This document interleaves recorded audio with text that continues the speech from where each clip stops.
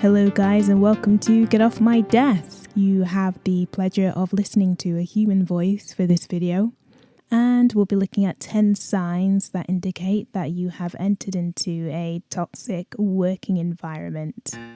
Toxic. Number 1. Blame culture.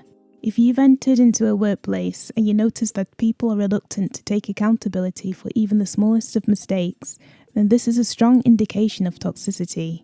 Your colleagues may be quick to blame someone or something else for their own errors. This suggests the working environment is not open and honest, and you are more likely to be berated, sometimes publicly, rather than being offered the support, training, or resource you need to ensure that the error does not happen again.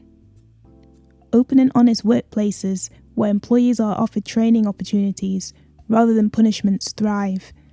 This is because employers can then quickly identify knowledge gaps in their employees and work with them to enhance and improve processes. Number 2. Favouritism and an obvious in-crowd. Snide comments, whispers and giggling in the corner, or even pointing and laughing. If you feel that you have reverted back to high school when you enter your place of work, then yet again you are in a place of high toxicity. It's natural to have colleagues you get along with more than others. However, if there is an obvious clique, popular with management, that seems to be highly exclusive, then this is not normal, especially if that group has gained its status by making fun of other employees. This is management-enabled workplace bullying and is completely unacceptable in any work environment. Blatant signs of favouritism can be frustrating, that is unless you are the favourite. If you notice a fellow colleague's mistakes are covered up or excused by management for no apparent reason, then this is a clear sign. Don't get me wrong, there's no issue receiving rewards from management if you are good at your job, as you are favoured because you are the most competent at what you do. However, the favourites in a toxic workplace are favoured possibly because their kids are friends with the manager's kids, or they and the manager are both fans of the same football team. In my opinion, in these scenarios of favouritism, managers know what they're doing and know that it's obvious, but they don't care, as this kind of favouritism is ingrained into the company culture. Point 3. Low employee engagement. It becomes obvious that employees are disengaged when you attend any meetings relating to topics about how to improve your working environment or work-life balance.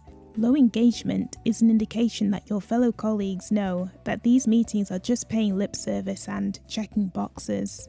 It could be that your colleagues are aware that even if they made a suggestion, it wouldn't even be considered, and have therefore become apathetic when it comes to discussions around these topics.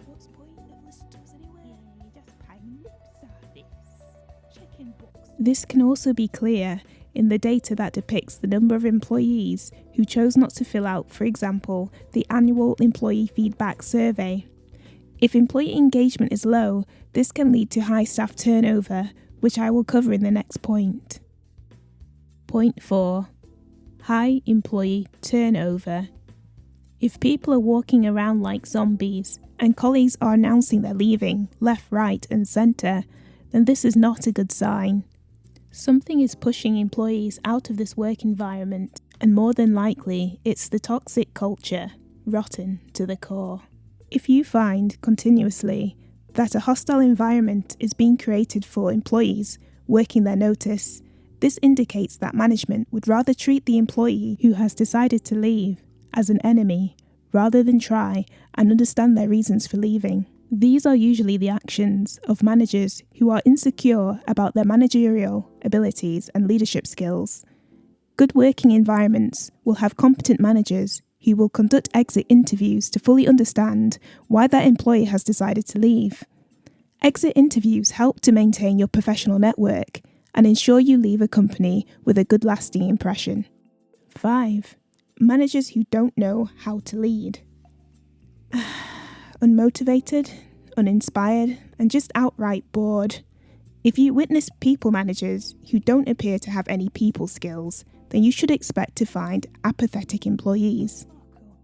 It's possible in these cases that people are promoted to managerial positions because they were good at doing the job they are now managing others to do. This may sound logical.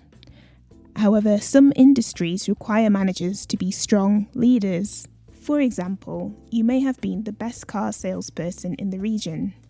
But does this mean you have the skills to motivate, inspire, and get the best out of a team of salespeople? Sometimes the best leaders are not always the ones that were the best at doing the job they are now managing others to do. They are good leaders because they possess the ability to teach and help their team members reach their full potential. You know what they say, those that can, do, and those that can't, teach. If you come across managers who really shouldn't be managing anyone, this indicates poor judgment of character from higher up the chain and a reluctance to correct the issue. Number 6. Taking credit for others' work goes unnoticed.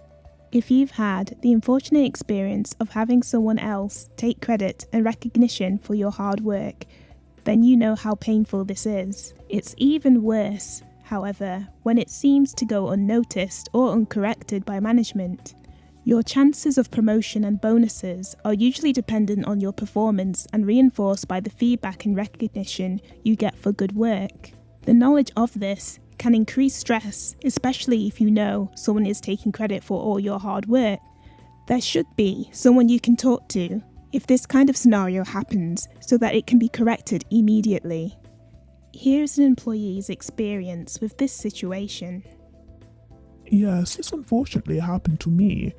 I was assigned a project task which had to be completed by a deadline. I gave my matrix manager, let's call him Rick, regular progress updates and reports. I completed the task before the deadline in order to give time for any last-minute updates or changes from the other work streams within the project. However, on a daily conference call, a different manager, let's call her Bernadette, gave credit to someone else. We'll call this person Jim, for the task that I had completed. I expected Jim, who had received the credit, to correct Bernadette and explain that it wasn't him who completed the work.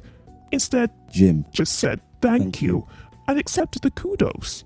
I was further disappointed when I realized Rick was also on the daily conference call. He didn't even make an attempt to correct Bernadette. I spoke to Rick after the call and he said he would make Bernadette aware of the error. However, he never did. You can probably guess that I chose to no longer work within this kind of environment. That's unfortunate. Number 7. You're being treated like a child. We've all had those days when we've got to work a little after 9 a.m. Let's say 9:02 a.m. There's that one colleague or manager who makes an over-the-top, exaggerated, theatrical motion to check the time on their watch. Yes, I know what time it is. I wasn't late on purpose. I hate this kind of attitude, especially if you work in a role where you are supposed to be responsible for your own time. If it was my choice to come into the office today rather than work from home, why are you so concerned with what time I turn up, especially if I'm not late for any meetings that start at 9 a.m? This brings me to my next 2 points. Not trusted to have autonomy over your own time. If working from home a few days a week was the norm for you even before the pandemic, then you may have had managers or colleagues who were constantly checking to see if you were online and actively working. An example would be taking a much needed 10-minute break, and upon logging back on, you see about 15 messages from your manager asking where you are. Presenteeism. You must be seen to be working. Even though working from home is an option, you may find that it is not encouraged. Managers and colleagues with old-fashioned attitudes to work seem to think that you can't be working unless they can see you working. I don't know about you, but I can get just as much work done from my home office as I can from going to an on-site location. Advancements in technology have made this type of remote working easier, and attitudes need to quickly change as more employees are demanding a work-from-home option. Presenteeism is dangerous as it encourages employees to attend work even when they're sick, or employees may be reluctant to take vacation days out of fear of missing out. Presenteeism is a huge contributing factor to a toxic work environment and can put employees' mental and sometimes physical health at risk. Number 8. You're expected to work out of hours for recognition. Being expected to work out of hours to get work done is usually an unspoken rule. This links back to the point I made about presenteeism, must be seen to be working. You may start to notice that most of your colleagues stay late, and the ones that stay late seem to be the favourites in the manager's eyes. In these situations, managers don't consider the fact that sometimes inputs are not equal to outputs. This means that the quality of work is not always equal to the number of hours you put in, but instead by the skill set of the person who completed the work. For example, it may only take Kwame 2 hours to produce the same quality of work that Grant took 4 hours to produce. Does this mean Kwame is less of a hard worker than Grant because it took him less time?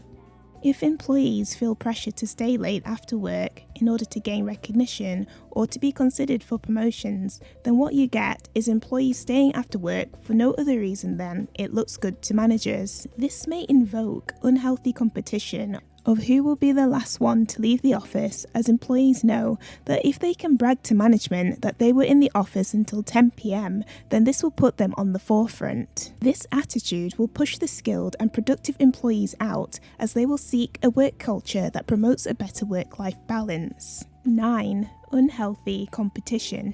A little competition between colleagues is healthy. It keeps you motivated and pushes you to do your best. However, if you notice that employees are constantly trying to climb over and trample each other, metaphorically that is, in order to get ahead, then you are in the deep end of the toxic tank. This attitude is usually enabled and sometimes encouraged from the top. So, you may find yourself surrounded by sharks in suits. In this toxic environment, employees are more focused on how they can progress up the career ladder rather than how they can work collaboratively to make the company better. A good example is if you notice that one of your colleagues is a little too happy when you make a mistake or when you show a gap in your knowledge. Colleagues should aim to help each other. If you realise your colleague has a gap in their knowledge, help them to fill it. Getting everyone up to speed will make less work for you and the rest of your team in the long run, and hey, you may get some clout for helping out a fellow employee. Number 10.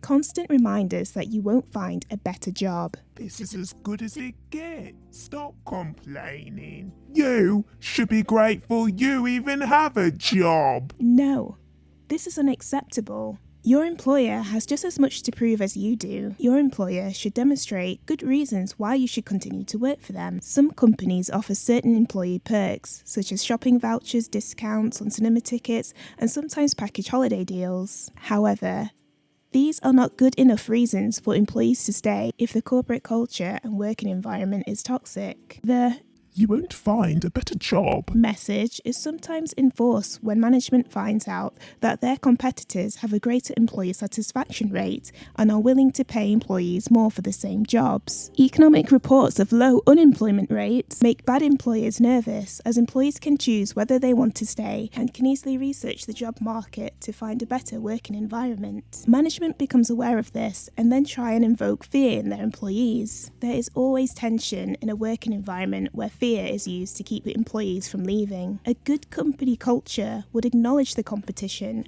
and find out what changes they can implement to make employees want to stay. Conclusion: how can you make a change? Toxic working environments can be deep-rooted in the corporate culture, the root being the founder or managing director of the company. Unfortunately, unless you are in a position to change this from the top down, your only option could be to leave. However, if you do manage to get the attention of senior management who are also annoyed with the toxic corporate culture, you can aim to work together to try and change the attitudes and practices that have been in place for so long. This will not be an easy task. Toxic working environments can sometimes take years to eradicate. Thank you for visiting Get Off My Desk. If you made it to the end of the video, please write toxic in the comment section. I hope you have found this video useful. Please subscribe and like, comment and share this post with your family and friends.